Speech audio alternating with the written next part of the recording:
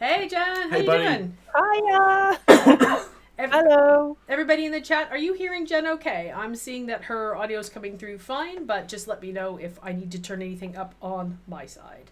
And look, there's There is some test dialogue, just in case you need to hear me. Testing, quick testing. sing a song. Jen, why is Garrus the Oh, best companion in Mass Effect? Yes, there you go. Oh, no, I mean, there's too much to say about Garrus. Show us Garrus. Show us Garrus. Oh, yes. I love that he is guarding your British Fantasy Awards. The Gareth best- Victorian, you know, Jazz Smooth. The bestest space boyfriend ever. the big space bird boy. That's what we call him. Yeah, and he does look after my awards because, he's got loads of guns. And he's very tough. Keep them away from So- her. I have rarely related more viscerally to a tweet than last night when you hit the top of Mass Effect 3, and in quick succession, you tweeted something about, oh god, I forgot how quickly things go tits up. Reaper's all up in the kitchen, Phil. Followed by, oh, leaving Earth, time to turn the music off. Yeah. You don't listen to that piece of music. Well, no, or you do when you need a good cry. That's when you listen to that piece of music. I genuinely can't cope with it. I have to skip it because I will get really upset. And for some reason, I completely forgot that obviously at the beginning of the game, when you leave Earth, they play Leaving Earth, funnily enough. Oops, I forgot that part. Yeah. So, pretty emotional. Also, just how stressful the beginning of Mass Effect 3 is, because you have 30 seconds of nice chat with Captain Anderson. Look and at me, James I'm Vader. out of prison now. Yay. And then yay. And she does literally walk like that down the corridor. And then that's it. And then everything goes to total shit. And you're getting blown up by 7 or 8 Reapers. It's running, jumping. really upsetting. And then, then you have to go to Mars and have a conversation with your ex-boyfriend. Yeah, that was really awkward. That was really awkward. And he's rude about it, too. He's like, well, you left me. I'm like, excuse me? I didn't literally leave died. you on Vrumir to die. Yeah. Bitch, what is I let this? someone die for you, Caden. So high five, Chad. reel it in. We play Mass Effect a very similar way. Only okay, this is Wind your neck in, Caden. I will never now. Okay. I will never be able to see that dialogue wheel now without mentally pasting in "wind your neck in, Alenka." Yes, exactly. That's exactly what's happening. Fantastic. And it felt extra awkward because for the first time I romanced Caden in the first game, and then romanced Garrus in the second game, as is sensible. Because now they don't give you to to him in the first game, right? Yeah, rude. Yeah, so then I've got to be harsh with Caden in the third game because I'm too busy with my Turian Big Bird boy to go back to the old human ex. So I've got to give him the cold shoulder, which feels really bad.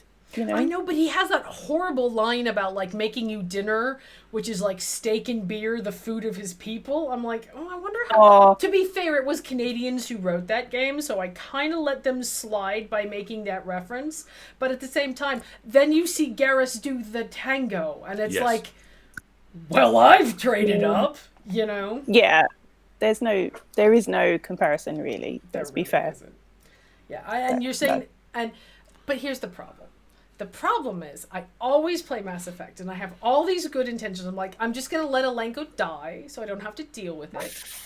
And then I'm like, I'll get to 2, and I'll rescue Archie, and then Thane shows up. And I'm like... Yeah.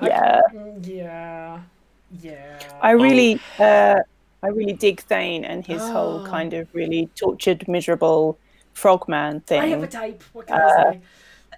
But the problem with Thane is, and this happened to me in my last playthrough, because I did fully intend to romance Thane in Mass Effect 2 in my previous playthrough. But there's that really weird bit where you go and talk to him about his dead wife. Yeah. And you have this really heart.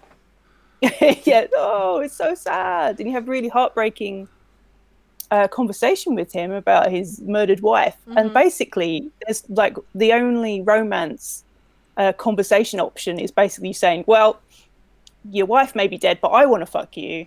So I actually have very context for it's this. really inappropriate. There's context for it. The writers actually talked about this. Yeah. Yes, I saw that. Yeah. For the chat, I think halfway through last year, the head writer on that scene was asked about it. He said, "Yeah, we ran out of time, and we couldn't get the actor back in, and it's not subtle. Basically, the only dialogue option we had was take me, Thane. Take me now." Something like that.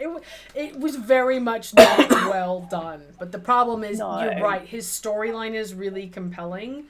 And when you get to the third game, there's there's a lot more context and like extra stuff. The stuff they do with him. Hold on, I don't know. Have you played the third game yet, Jen? Oh yeah, I played it. Fine. When it came out, so Citadel has Are we allowed to spoil Mass Effect 3? Is that it's 10 years old? Yeah, we are. Yeah. Oh If there's a remade, I know, right? There's a remade 4K edition now. I think we're allowed to spoil it. By the way, BioWare. I just crumbled into dust with old age. Then. BioWare, if you're listening, please give me the Dragon Age 4K remaster now. Yeah. Yes. Oh, please. Yes, Mass Effect is Hot Space Boys, the BioWare game. And it's not just Space Boys. There's a lot of hot space everything. Including space frogs. And there is also an action-adventure star named Blasto. This is Blasto. Blasto is basically Mel Gibson in the Lethal Weapon movies. Yes, and the thing about his race, his race are called the Hanar, and they don't speak in the first person because they're of the way their society works.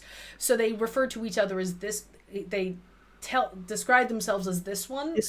One of Blasto's best lines is, "This one does not share top billing." It's just glorious. Who are the adorable quadrupeds who can't express emotion? Elcor. The Elcor are my favorite race because before everything they say, because they express emotion through pheromones, they have to basically tell humans how they're saying it.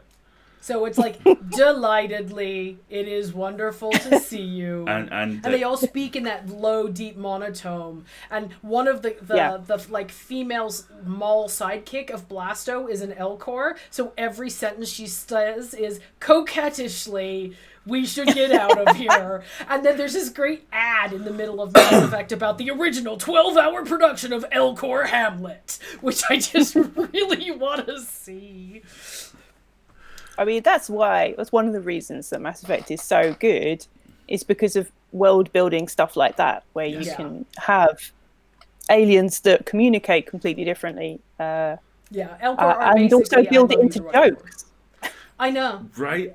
And also just rip your heart out. I mean, there are so many little discoverable stories in 3, almost all of which are impossibly sad. Like the entire Krogan thing, the whole story, the whole arc. I would die for Rex. The first time I played that game, I spent 3 hours on that planet, convinced the cure for the genophage was hidden somewhere and I had missed it, and I wasn't about to leave. I'm like, I'm not leaving! I can't leave Rex behind! Oh, bless. Rex is just the best. I love him. Yeah. He is great. When you go and see him again on Mass Effect 2, and he's just like, "Shepard!" He's so happy to see you. I know. He's so happy to see you. And it's then so cute. His entrance on the third game is he drops the people's elbow on a shuttlecraft for you. And I'm like, that's my boy! Oh, He's the him. greatest. I love him. He's absolutely I genuinely kind of like worried about playing the third game because I've only played it once when it came out, and the experience was so traumatic. I never replayed it. So I've replayed 1 and 2 loads, but the third one, I was just like, I'm not ready to play it again yet. For those of you who haven't played these, Mass Effect 3 is a lot. We are genuinely not joking when we say the world ends in the first 5 minutes. Well, Earth ends in the first 5 minutes, but galaxy-wide war, and it's about a 100-hour game, and it gets worse. Yeah, if you're gonna play. If you, like Wendy and I, are going to search all the couch cushions in all the Mass Effect games, set yourself aside 300 hours. because that's what I logged across the 3 games. And that's not counting the little app game you could play at the time for the galactic readiness score. So yeah, they are wonderful, and they are adventure. We should probably let Jen talk about her book. So anyway, that's Mass Effect. But I understand you've written a new book, Jen. How'd that go? well, hold on it wasn't as traumatic as Mass Effect 3. I want to step back a second here. Hand me that. Had you what? The stack. Okay, hold on. Okay, so you could say we are Jen Williams fans. There's one in here that's missing as well, but Jen writes books. Jen writes books that you can harm people with, which I approve of. But your last 10 years worth of writing-ish have all been...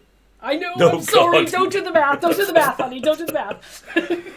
Have been fantasy. And I understand there's an amusing story about how you decided to write a crime book. Well, so I have spent a number of years writing epic fantasy. It's very long and involved. Essentially, I've always been interested in true crime, so I do a lot of reading of really unpleasant Wikipedia pages, watch a lot of Netflix documentaries, Jen and read a lot of true crime. Private Twitter group with a bunch of other friends, and we're constantly talking about true crime dramas. Yes, it's true. And all women as well in this group, because women just love true crime. So yeah, I spend a lot of time reading that stuff, and my agent Juliet Mushins is also interested in grisly true crime, so we would often send each other links to terrible things. It's a good relationship. Yeah, exactly. Yeah. Well, just don't call it Murder Club. Exactly. That's why I'm in the group. I'm the lawyer. I provide the alibi, right? See, that's really useful. I have no use at all. So yeah, I used to send her lots of links to things, and eventually she just sort of said, "Well, why don't you write a crime book? Because this is what you spend all your time looking at." And so yeah, I decided that was probably a good idea, because I do like reading, crime fiction as well, and thrillers and such. So that, and also it just seemed like a really good idea to write a short book. That sounds really nice. Book. A short book. Yeah, because all of my previous books were like, 500, 600 pages. So I thought, wouldn't it be nice to write something only 90,000 words, And where you didn't have to keep an extensive list of who's this character named and where are they and what was that, and did you how did you find the world building for crime? Because most true crime is, of course, not speculative. It doesn't tend to have made up elements, or like it doesn't have magic, it doesn't have near future science fiction. It can sometimes, and some books do, but Dog Rose Dirt is entirely real world based. So how did you find the world building approach there? It was weird. It was a very steep learning curve, I think, is the kind way of putting it. Because the great thing with fantasy is literally you can make it all up. The world building, the whole world is yours, so you can do whatever you like with it. Whereas with Dog Rose Dirt, I was very much set in the real world. So, I had to do things like research into actual things, which was, not something I'd really done before. But so do you have like a murder board with red string and a map? And please all tell that me stuff? there was crazy red string. Yeah, I mean, funny enough, all of my fantasy books have murder boards. They all had a cork board with Post-its and red string and everything. I think I had white string, so I painted it red when I was doing fantasy. Well, of course, it's proper. You can't not have red string. I know, it had to be red. So one of the things I really loved about it was. Some of this plays to me like a response to a lot of the bullshit that tends to infest crime fiction. Things like, I love how in the first basically 10 pages you're like, here is the incredibly smart reason why the police would sit down with my lead and go, could we have a word? Because there's something we think you could help us with. And I loved the gradation of character, the fact that nobody's stupid. Nobody's stupid, but at the same time, not everyone's nice. You know, the first couple of interactions she has at the prison, where firstly there is, you know, I will call him D.I. Hotness because he is D.I. Hotness. And, bless him. Yeah. And then his buddy, who is nothing of the sort, and you get a real sense of a world which is very varied and very diverse, and at the same time is absolutely ours. And thank you, Al. Yeah, it's the tricky thing with writing crime, I think, or that I found, and specifically a crime thriller, is like in the real world, when this stuff happened to you, if this stuff happened to you, you would be like, well, I'm phoning the fucking police, you know, or I'm going to leave this spooky house immediately and go to someone else's house and, you know, arm myself heavily. But with thrillers and crime, you kind of have to isolate the main character a bit so that they can't do those things, you know, or, you know, the situation doesn't lead them to do those things. Yeah. And that's hard. You know, that is hard because you don't have those plot elements that you might otherwise have available to you. Yeah. The fact that everybody has cell phones means that you have to adjust. Oh, so annoying. The fact that everybody has cell phones. I hate that people have mobile phones now. It's the worst. Yeah, I remember horror writers talking about that a lot. Like, now that the technology had become very pervasive, it just absolutely changed some of the basis and some of the kinds of hooks that they would use, because it's simply non-realistic. It becomes speculative when you tell somebody, okay, well, you're in the modern world, but you don't have a phone. You have to kind of cross over into that Black Mirror territory and say, why don't you have a phone? And what feature is that? One of the very first jobs I had as a tiny baby journalist was, technically it was interviewing Charles Stross. In reality, it was being on the other end of the phone from Charles Stross with a tape recorder and holding on, because he could talk. And one of the first things that he said was, we are maybe 5 years off the concept of being lost, disappearing for big chunks of the Western world. And at the time I was like, yeah, sure, that's plausible, bearded, successful author man. And then 5 years later I was looking at satnav to get everywhere on the piece of magical frosted glass in my hand or in my pocket that was connected to every piece of knowledge on Earth. You know, it's tough. It's why period pieces became so popular for a while, I'm sure, is that people were trying to artificially set events in a time period where those constraints weren't present. And you do some of that as well. There's a good chunk of the book that is, I guess it's flashback, but it's more point of view of a different character at a prior period of time. Yeah, so it is basically, you know, 30 odd years in the past, I suppose. So I mean, that's very much, I do get to spend half of the book in the past where nobody had a bloody mobile phone, which is great. And you think, actually, you'll find that a lot. I think a lot of the crime and thrillers that I've read, a lot of them will do flashbacks and stuff because of the way that they're structured. But realism is such an issue with thrillers and with fantasy. Interestingly, I think that was the biggest change for me.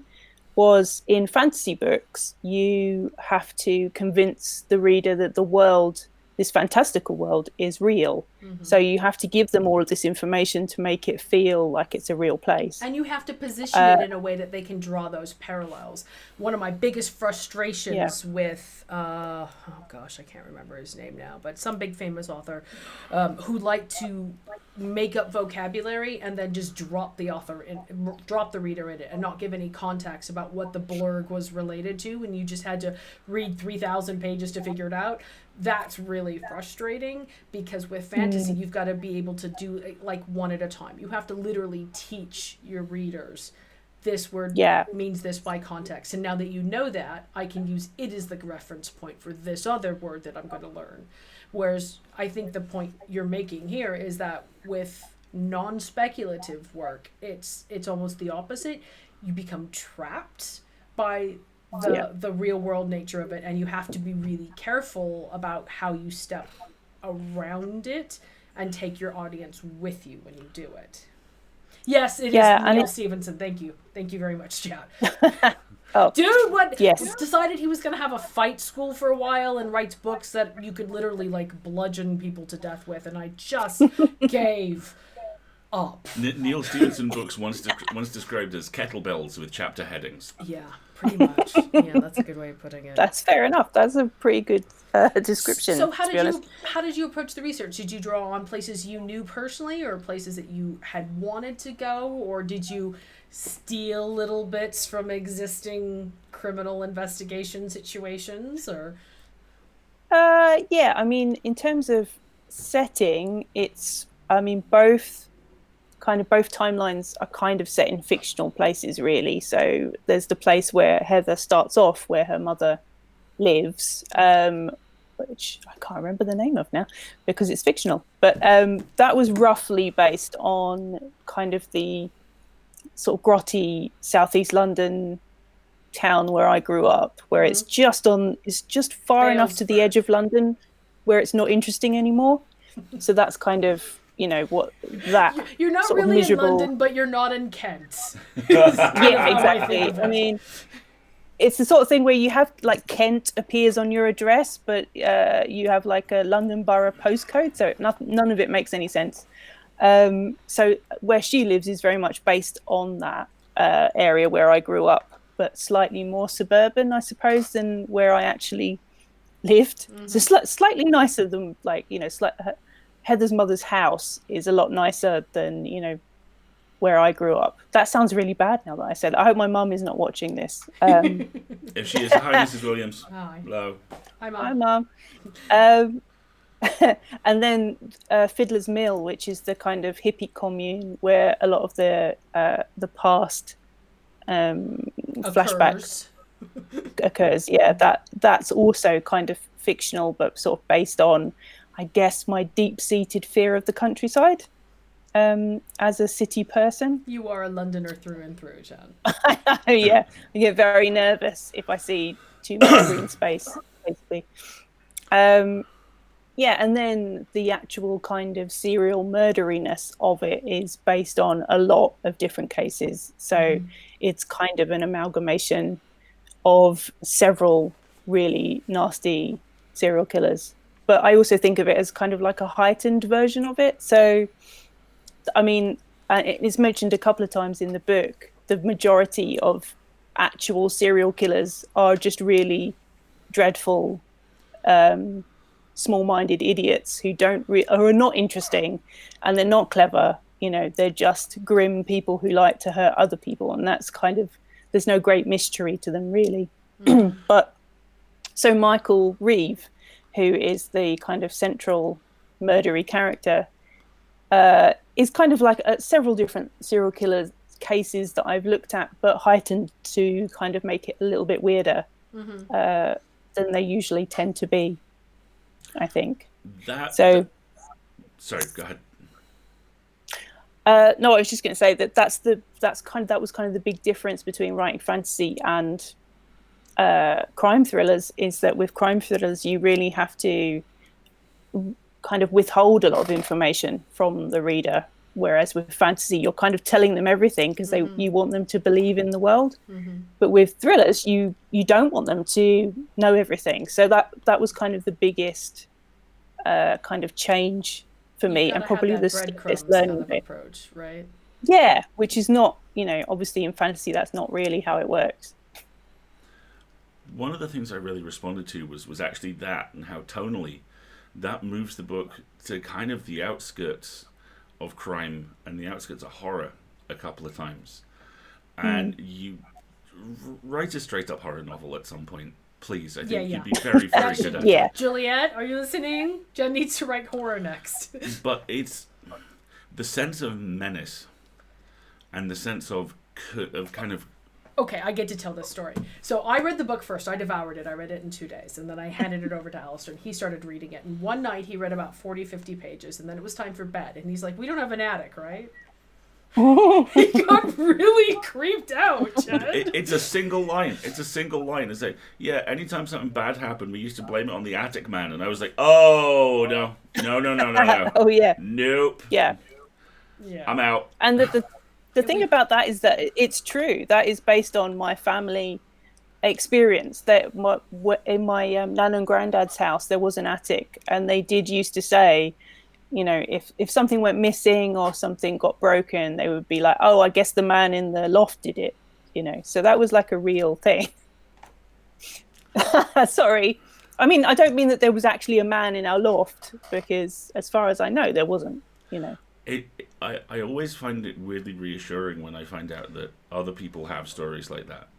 The closest I have to it, the kind of 4-level Victorian terrace house that I grew up in had pull chains on the loose, and because I basically lived on a small rock in the middle of the Irish Sea, you had to park further away from the house than you wanted. So in the morning when we go to school, my mum would go and get the car and drive it round, and I'd hustle my dad out the front door.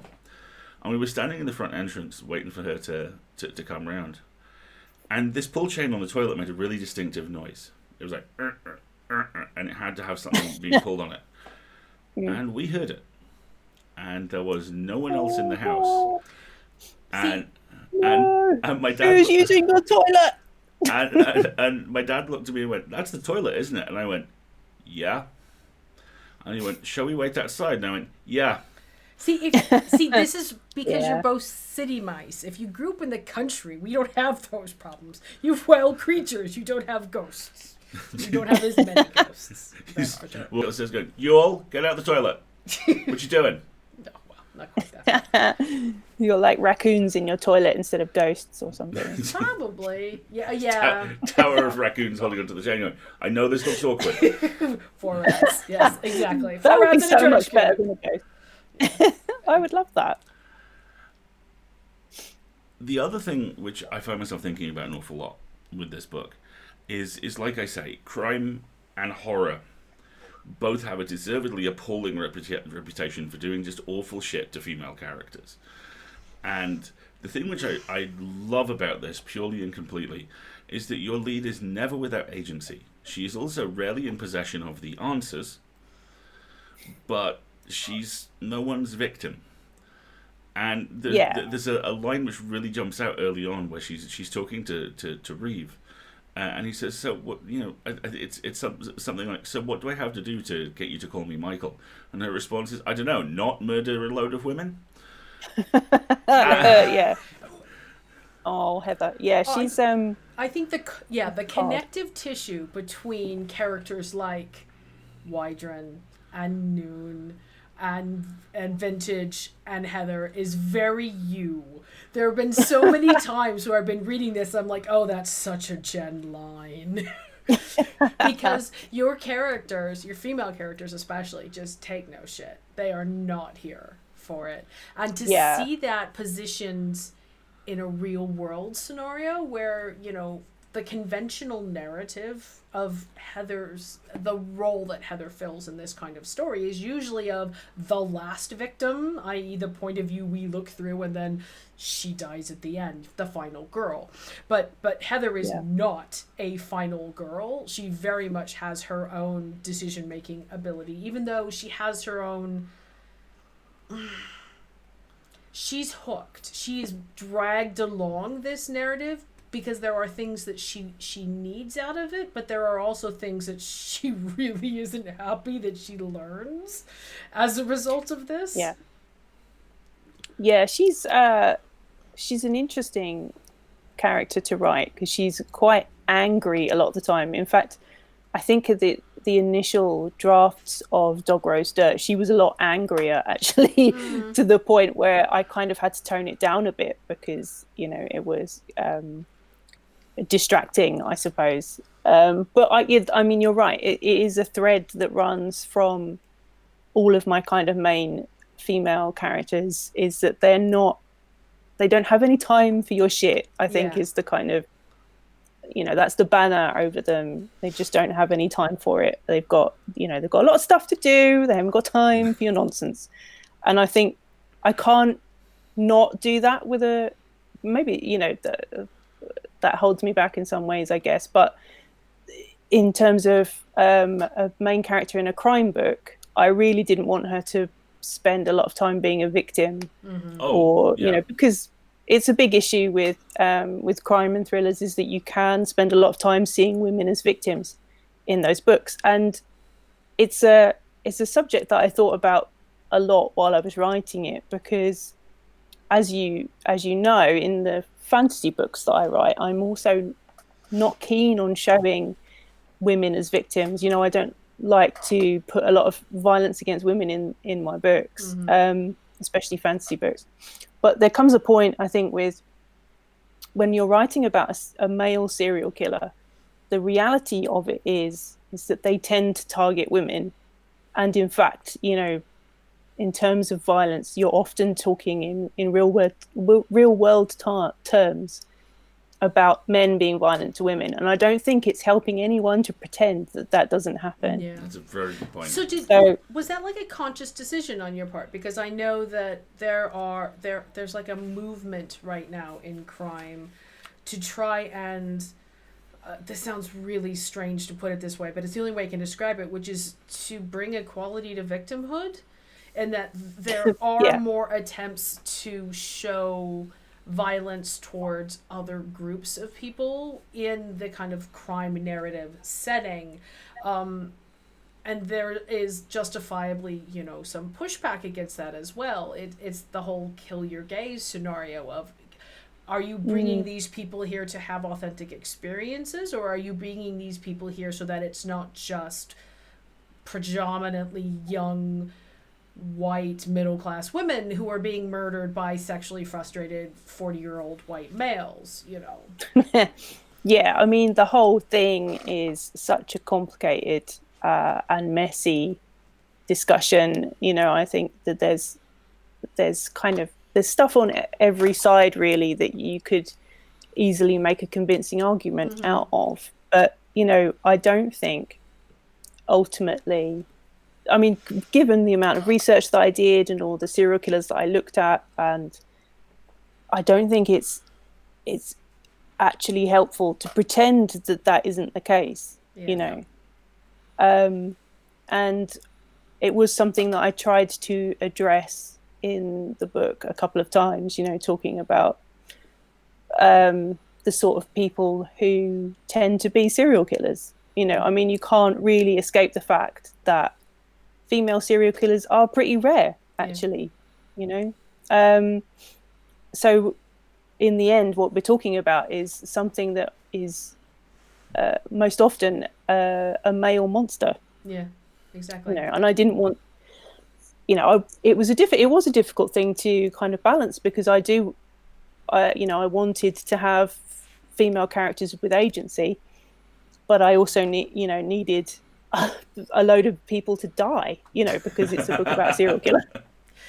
So what I did is try to give the victims their own story, even if they don't get a lot of time on the page.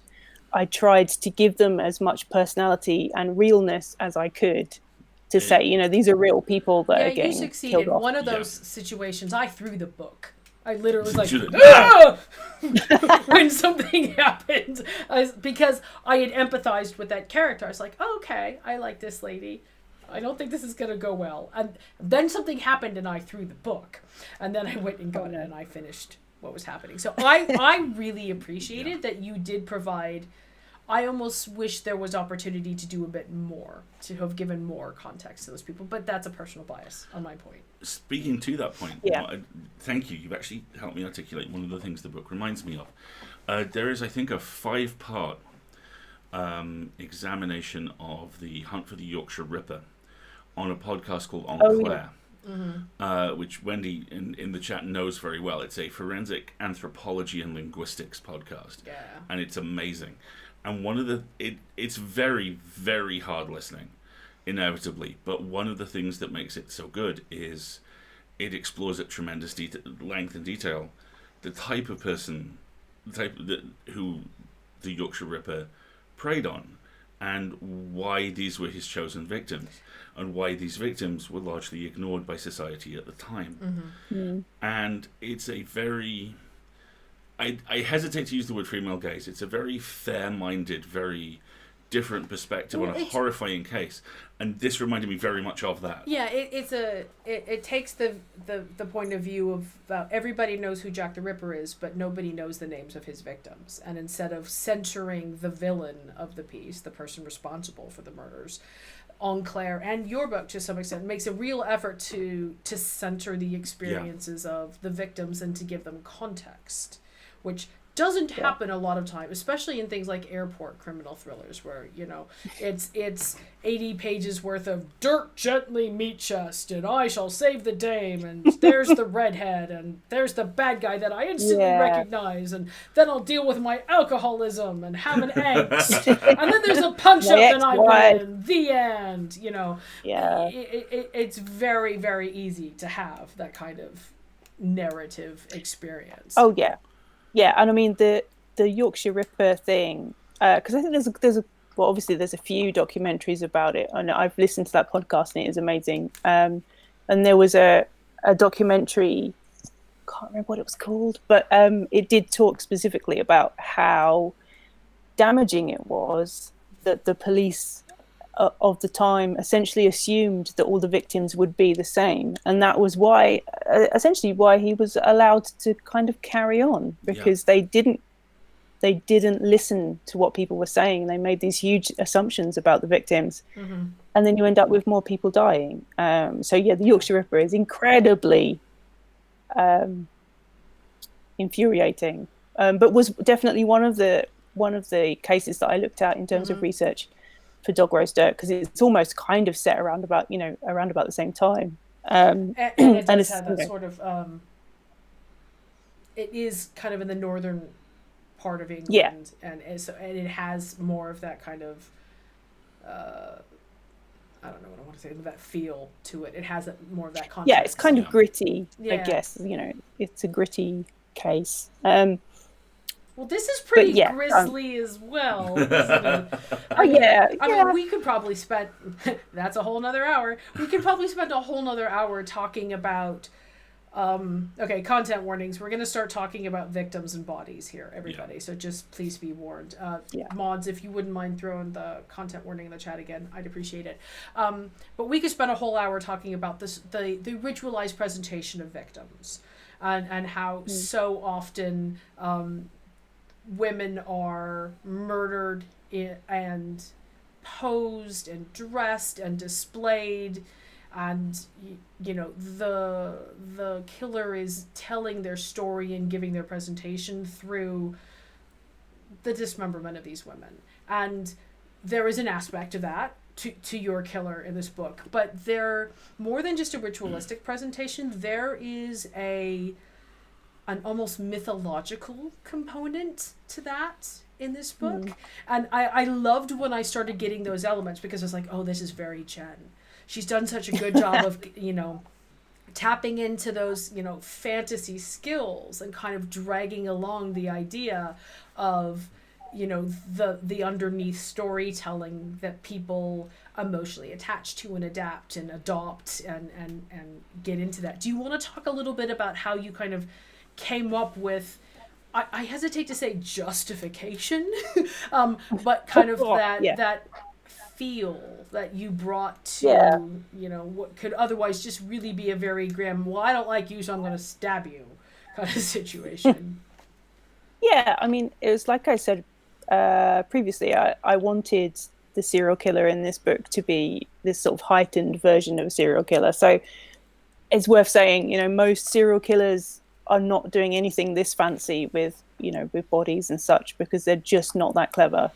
But though I wanted to bring in a kind of, I guess, as you say, like a mythological aspect to it, because I've always been murder, as the chat has said, fancy murder, fancy murders, yes. With doilies.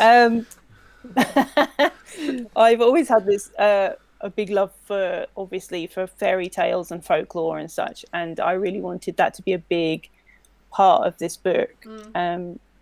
And So in the book, Michael Reeve becomes very fascinated with fairy tales and folklore because of an association he has with another character, and that kind of in turn led me to write his sections almost in a kind of fairy tale way. So very much so, yeah. It's a stylistic twist to the flashback pieces that I really liked. Yeah, they're differently written, I guess, to the kind of, the present tense chapters. They are quite a different style, and I really wanted, because one of the things that I really enjoy thinking about is kind of how does any character get to be who they are? That's kind of at the heart of being a writer, is understanding how characters end up in that place. And I kind of wanted to apply that to, a serial killer. So how does a serial killer end up in this place? So I went right back, to sort of the origin of him, and then presented, his story in kind of a series of flashbacks that are kind of like a kind of fable-ish, I suppose.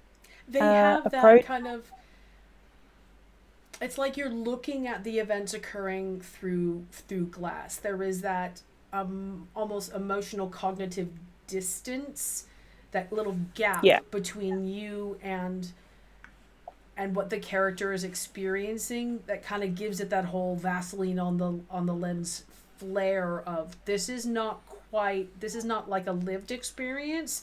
This is almost a remembered experience, which gave it a really good, because you do have to have a bit of distance. Yeah.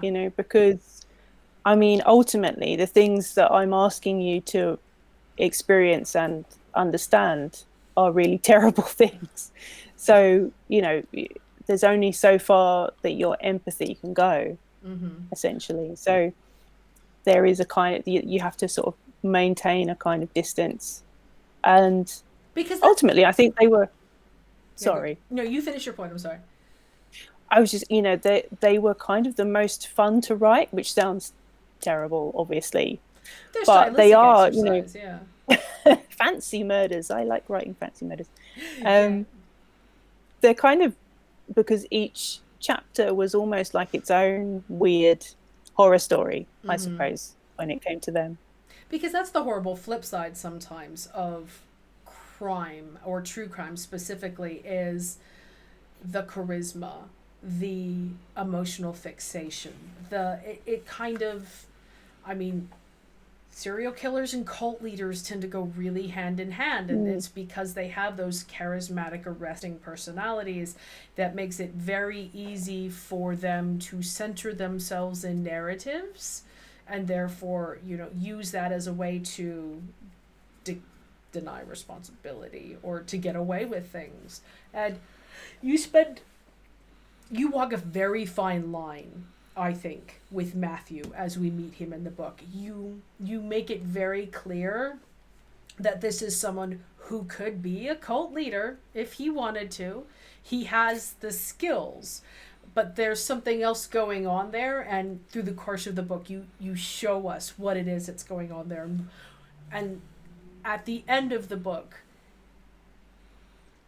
you have a very different view of Matthew, but I still don't think it does that really easy tropey thing of tipping over into being, I've made the bad guy into a relatable, resonant character. The thing that they're doing with all the Disney villains right now. It wasn't Cruella de Vil's fault. You know what? I don't need you to justify this woman's decision to murder 100 animals. I'm really okay with that, Just, let her be obsessed with fur coats. That's fine. That's enough of a motive. It's tough because, there is a really fine line to walk, because I wanted to make, a character who is essentially doing really terrible things also interesting. And I wanted you to keep coming back to find out more about him. But also, he's murdering people. But also have in the pit of your stomach the fact that you would not really want to be sitting with where Heather is across the table from him. Yeah, he has to be scary. You know, he has to be scary, but he also has to be interesting. And I think that's the thing that I find interesting about serial killers in general, is that we want to know why they do these things, but the reality of it is that we can't really understand it, you know, because I think in order to truly empathize with what they're doing, you have to have a piece of yourself missing, which we don't have. You know? And there's Hannibal in a single sentence. Absolutely. You know, yeah. The fact that they put Will in that position of, well, the only way to truly understand a serial killer is to be one, and you're like, you've shown us, no, I can understand this guy without then being compelled to go out and do what he's doing. Yeah, it's a classic crime fiction trope. You know, it's, you know, how close can you get to a killer before you're also, you know, in that really dark place. I think. I wonder whether that's one of the reasons why we keep circling back to some of these folks. There was a thing on I saw on Twitter today, and it was one of those increasingly rare perfect tweets that just resonate with you. And it was, there is no reason on earth why any piece of media should be focused on Ted Bundy in 2021. And I was just like, of course. Yeah. But because of what he did and because it was so awful, there was this gravitational pull to circle back around. And maybe this time you can hack it. Maybe this time you can understand. And that's it exactly, I think. It's a redemption arc. It's people are like, well, if I understand him, I can fix him, you know? And that is a trope of, I think, the way most women are traditionally socialized is, you know, we're brought up to believe, or at least women of my generation were brought up to believe that, you know, finding a fixer-upper is part of your life's ambition, that you're supposed to... No, honey. I love you very much. Not you. But there is... My mom's generation, certainly, there was that expectation that you would find a partner that you would fix. And there is that emotional compulsion and a lot of people who prey on that absolutely prey into it. I mean, you see it now in grooming behavior and in, you know, stalking and all of that sort of stuff. It's that same sort of thing of you are entranced by me and I use that fact to my advantage. Yeah, I mean, you kind of, it's still all around, unfortunately. I think you see that a lot, you know, particularly in things like those terrible Reddit relationship posts. Oh, Jesus Christ. What would we do without Am I the Asshole? Oh, God. You know, and there are clearly still loads of women out there who think it's totally reasonable to have. Did you see the one that today was like, my partner thinks I'm cheating on him because I'm reading fantasy books? I'm like, drop his bitch ass! Go to the library! Yeah. I mean... What? I mean, the way that whole thing was phrased, where she said, you know, my boyfriend won't allow me to read books. And it's like, first of all, spin that back and have a look at what you just said. Why is your boyfriend allowing you to do anything? What does that even mean? Yeah. If your girlfriend texted you that about her boyfriend, what would you say? Right? Yeah. So, I mean, I think there's probably a percentage of all that stuff that is just people writing made up stories just for the notoriety of it. But unfortunately, I think there is still, you know, plenty of people who think that that's an entirely normal and reasonable relationship to have, you know, where you're the woman constantly running around after a 40-year-old child, you know, who thinks that you're his mum, who's here to buy his clothes and wash his dishes, you know. And be constantly graded on a curve as well. Yeah. I have so many. And as I said earlier, I haven't got time that I'm just not going to say. Yeah. So many comments I can make here about authors who think wives are secretaries, and who's the guy who wrote The Loneliness of the Long Distance Runner again? Oh, I forget the name, but I know the book. And isn't he the one who had his mom make him sandwiches every day when he was out there roughing it in the wild? I'm like, yeah, jog on, buddy. Okay. The That's not roughing it if someone's making you sandwiches. Right? Are you thinking of the guy who shows up in Dickinson, played by John Mulaney, who has his mum do his ironing for him? I don't even, folks. Come on. What can you even say? Exactly. What can you even say? So are you hooked? Are you thinking you're going to write more standalone crime, or is there are there more books in this universe that you want to play with, or is this intentionally I want to do done-in-ones now? Well, that particular one is a standalone, and I am writing another crime thriller standalone. So there is at least going to be one more. Yay! Brilliant. One more, I think. And then you're going to write a horror novel. And then a horror novel. Yeah, do you know what? I have written a horror novella that is coming out at some point, but I don't know when. Can I ask from whomst? Or do you know yet? I don't think I'm allowed to say yet, actually. Well, we skipped ahead to the end where we ask you the exciting new stuff. So I have a couple of suspicions, given its format, and I will make inquiries accordingly. Well, I don't mean I can just tell you on the chat. Yeah, afterwards. But on the download.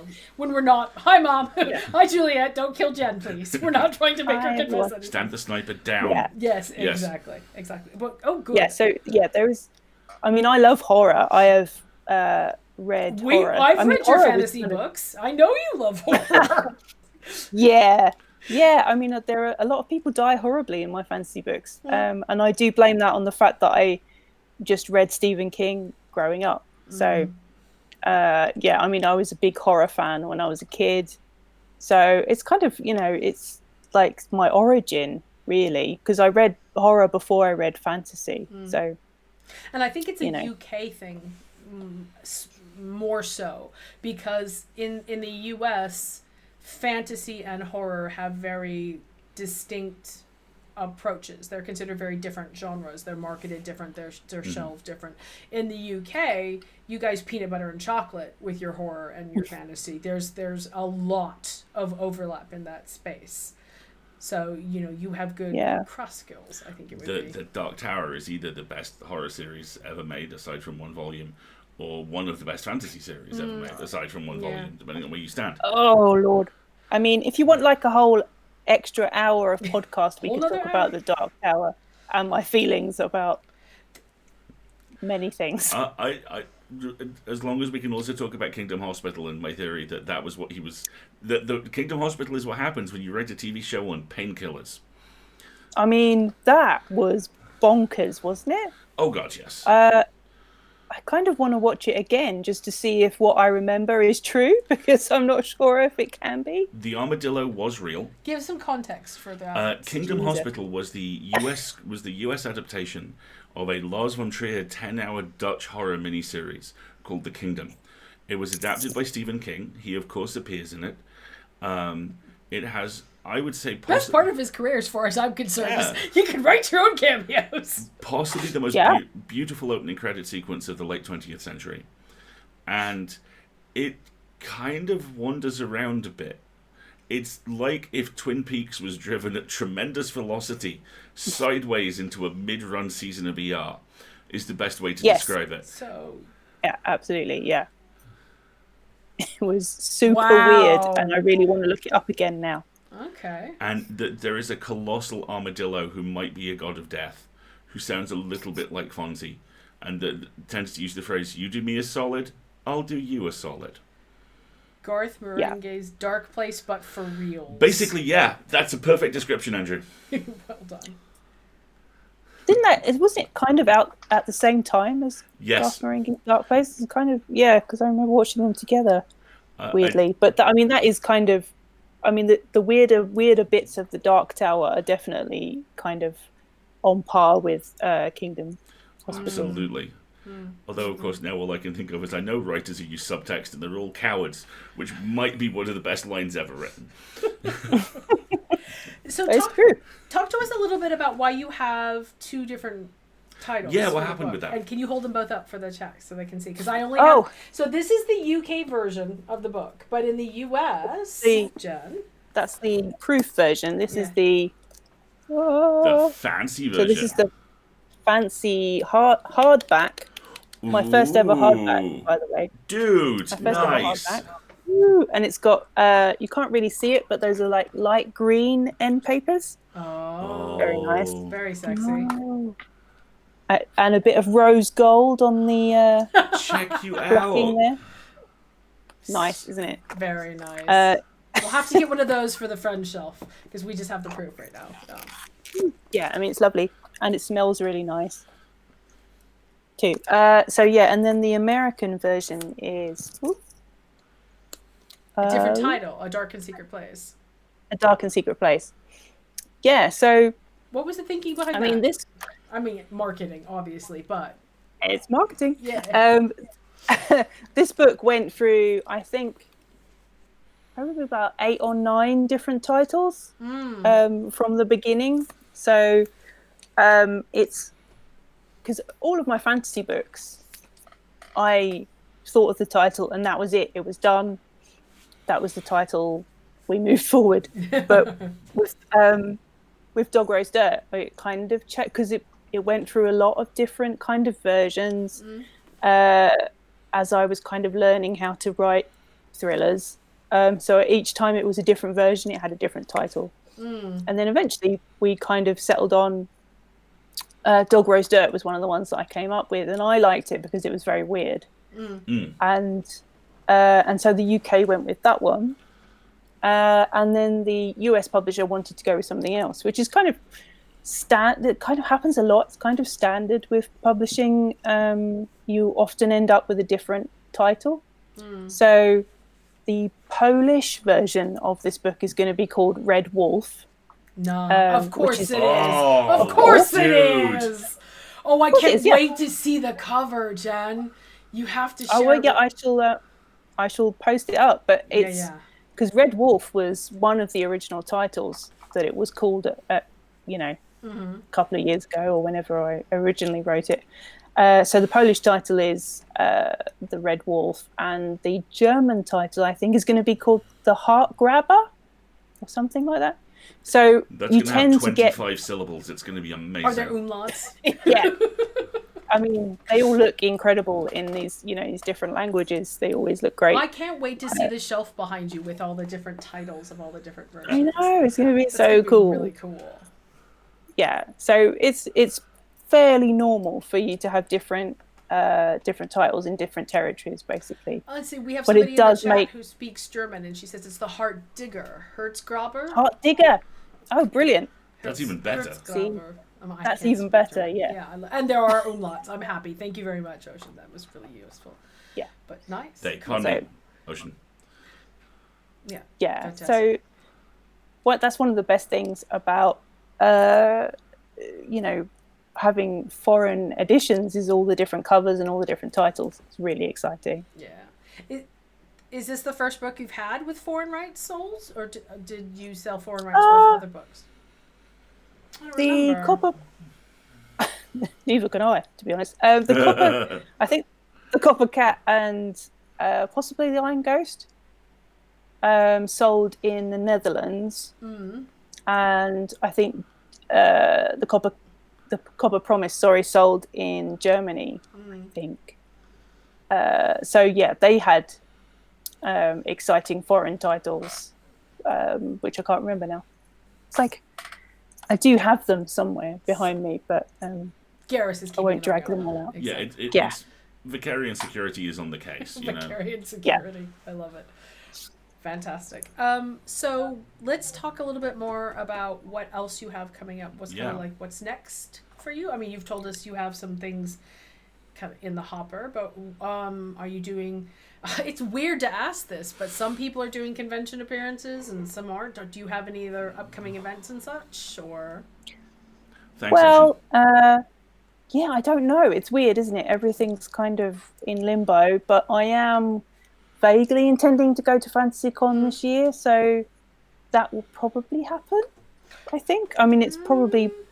it might be online, but yeah, my vague plans to be there, and guess that's kind of it in terms of appearances, because there's nowhere to appear.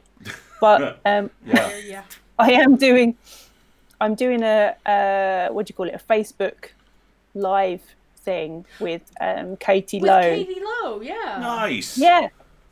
Yeah. So that's on the 20th of the month, I think, a couple of days before the book comes out. Who has also stepped across to Straight Up Crime, hasn't she? Yes. Yeah. So she wrote. She's got The Murder of Graham Catton coming out, which is great. I read a proof of it, and it is brilliant. Very twisty. and really kind of current because it's all about murder, like true crime podcasts. So, Gee, I wonder very what those are on like. it. Yeah, no, I love it. That's fantastic. So it's great. So I'm having a chat with her on the 20th on Facebook, I think. So yeah, that's going to be fun because I think we both quite like dark murdery things. So that will be a fun chat. Top 5 serial killers, go! Yeah, exactly. Yeah, I mean, dream conversation. And apart from that, there's the horror novella that I can't say much about yet, and yes, not yet been announced. And I am still writing a fantasy book because I can't really leave them behind, I suppose. So standalone or a series? I think it's a series.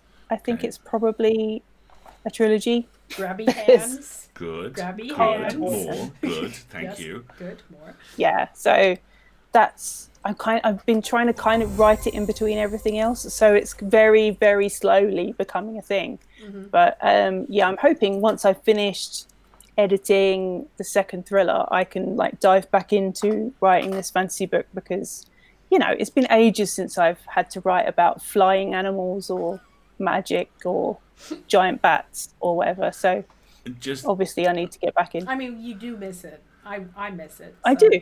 Yeah. Yeah. And I mean, you do it so well.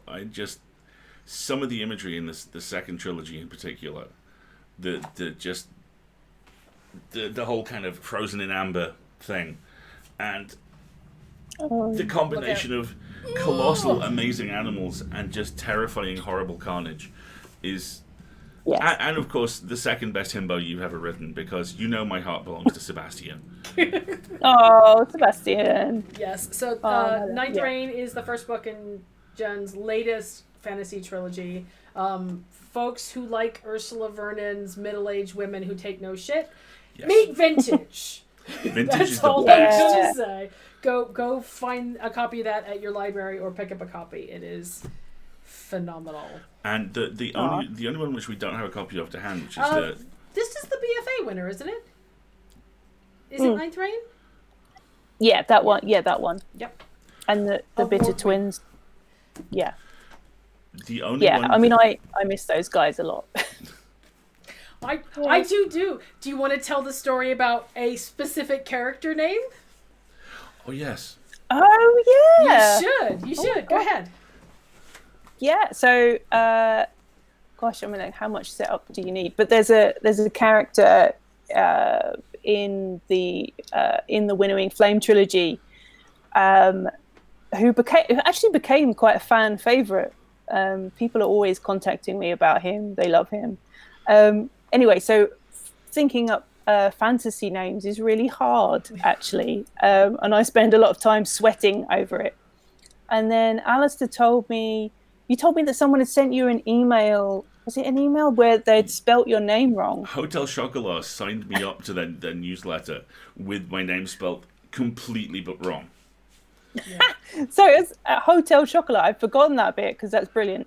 So they had spelt Alasdair's name as Alasdair, which I kind of went, well, I'm going to have that as a fantasy name because that's great. Yes. So that was it. Yeah, so he's one of the main characters, really, especially in the last two books. Yeah. And definitely a fan favorite because people love him because he's a very sweet. He's very sweet. Messed up cinnamon roll. He's not quite a himbo, but he's close. No. He has a lot of feelings. He has a lot of feelings and a wonderful boyfriend. He has a lot of feelings, yes, bless him, and he doesn't really understand them either. So I'm trying to remember how. It's Aldasair. Yeah, I loved it. Yeah, bless Alasdair. Yeah, he's very sweet. He's very sweet. Yeah, I mean, I'm still very proud of those books, and I miss those characters a lot. They were. It was a very emotional journey writing that trilogy. So, I think of them fondly all the time. Most of us would follow Vintage into hell. Yes. Thank you. Please do give us the opportunity. Absolutely. Yeah. And there is such there's such lovely problem solving scattered throughout those books, and it's something I'd never encountered before I found yours. That at the moment, I think this is not spoiling very much at all in the first one, where they hit a problem and Vintage is like, no, it's okay. I invested heavily in infrastructure. There's a railway here. Yeah. I own it. Yeah. And I'm like, whoa, you are my hero. Take that, Batman. Two can play at this game. Exactly, yeah. I mean, that's the hardest thing often about writing fantasy, especially epic fantasy, is getting people anywhere. Like traveling. Travel, yeah, is exactly. so annoying. Yes, because you kind of if you're talking about kind of like a pre-industrial age, like how do you fucking move anyone around? Right. Because it's a lot of walking or riding horses, and who can be bothered with the upkeep of horses? Jesus. Yeah, exactly. So essentially, yeah, in the Winnowing Flame trilogy, I was like, do you know what? Vintage is very rich. She loves science. She's invested in what is basically the railway. So we can we can have a train that takes her, exactly. across the map. The way I always think of describing these is, if you took a Studio Ghibli movie and you cross it with a Stephen King novel, that would be the setting of the Winnowing Flame.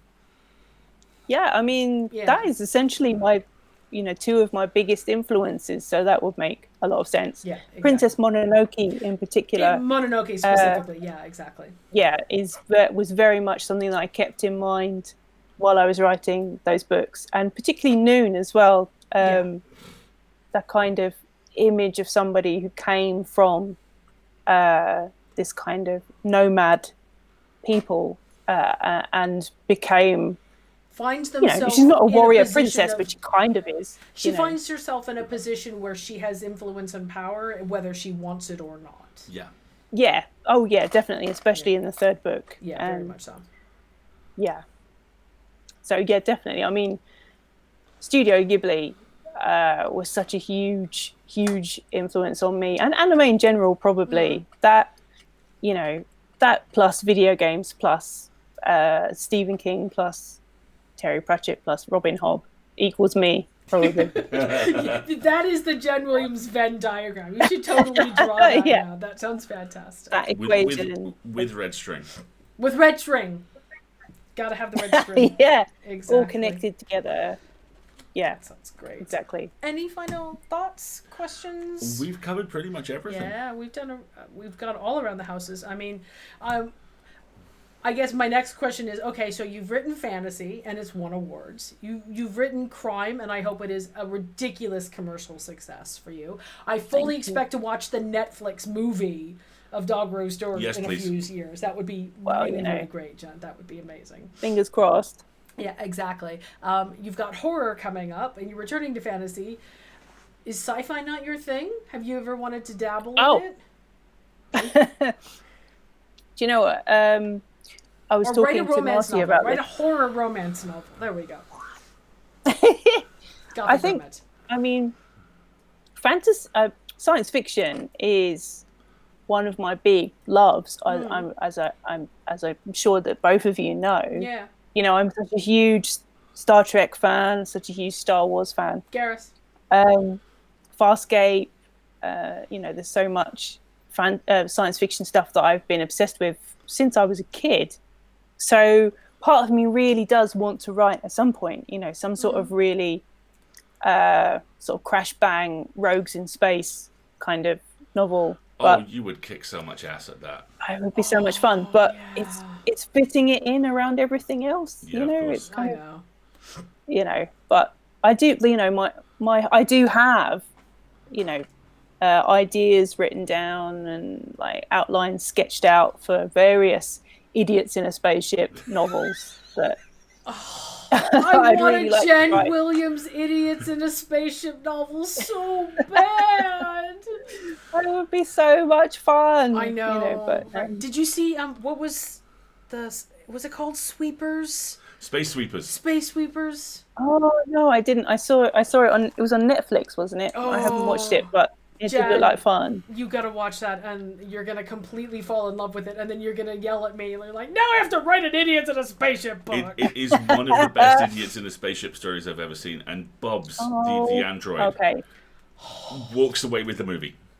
My heart. Okay, I would definitely watch that because sounds really, really good. I do, obviously, with Farscape especially, I have a big sort of soft spot for just idiots and rogues messing things up on a spaceship. You will love this movie. That's all I'm going to say. You have to go watch it and tell me. Because very you'll little love has brought me more joy than 4 seasons of the Farscape characters going, "Oh, we fucked it."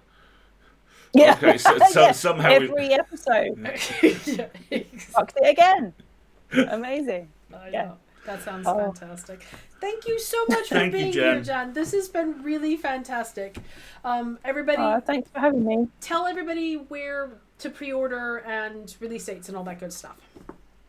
Oh yes. Okay. So so A Dark and Secret Place, the US version, is already out in the States. I think it came out on the 22nd of June. Cool. Mm-hmm. So I imagine you can get it from any amazing bookshop in America. Yay. Mm-hmm. The UK version is out on the 22nd of July.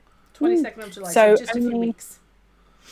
Couple of weeks, yeah. So that's, it's up, it's there. Yep, it's available for purchase.